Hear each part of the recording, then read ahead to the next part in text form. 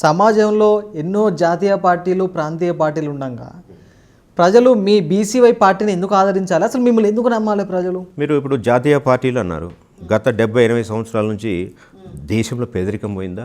మీ పార్టీతో పేదరికం పోతుందా? డెఫినెట్గా. ఇప్పుడు 70-80 వేరే కంట్రీస్ చూసుకోండి, ఎన్ని సంవత్సరాల నుంచి పోయిన పేదరికం మీ పార్టీతో పోతుందా? డెఫినెట్గా approach leader important, policy decisions important. ఇప్పుడు ఎవరైతే పాలించాలంటే మేమే పాలించాలి, దోచుకోవాలంటే మేమే దోచుకోవాలి అని కూసే నాయకులు ఈరోజు ముఖ్యమంత్రులు అయ్యారు. రైట్? వీళ్ళు ఇంత పెద్ద గొప్పగా చెప్తున్నారు జాతీయ పార్టీలు, బీజేపీ, కాంగ్రెస్ అని. ఇంత మంచి లీడర్స్ ఉంటే ఈరోజు ఇంత పేదరికము ఇండియాలో ఎందుకు ఉంటుంది?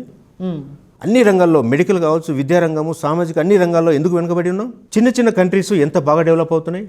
సో వాళ్ళ దగ్గర దోచుకునే బుద్ధి తప్ప పాలించి ప్రజలకు మంచి చేయాలనే కాన్సెప్ట్ ఏ పార్టీకి లేదు, ఏ నాయకునికి లేదు. కొంతమంది అనుమానం ఏంటంటే బీసీఐ పార్టీ ఎంతో కొంత బీసీ కార్డుతోటి ఓటు బ్యాంకు క్రియేట్ చేసుకొని వేరే జాతీయ పార్టీతోటి కుమ్మక్కై అలయన్స్ పెట్టుకుంటుంది అనేసి టాప్.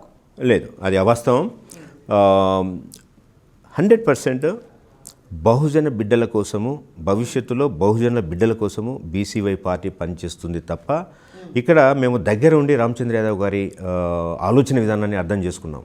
ఏ పార్టీతో టైఅప్ అవటము అది తర్వాత విషయం. బట్ దేశంలో తెలుగు రాష్ట్రాలు కావచ్చు, దక్షిణ భారతదేశం కావచ్చు, నార్త్ ఇండియా కావచ్చు, దేశంలో బహుజనులు అంటే బీసీ అంటే బీసీ పార్టీ అని కాదు, భారత చైతన్య యువజన పార్టీ బహుజనుల కోసము, రైతుల కోసము, మహిళల కోసము, విద్యార్థుల కోసము, నిరుద్యోగుల కోసము, ప్రతి ఒక్కరికి బాగు కోసం పనిచేసే పార్టీ, ఏకైక పార్టీ ఇండియాలో ఏదైనా ఉందంటే అది బీసీవై పార్టీ మాత్రమే.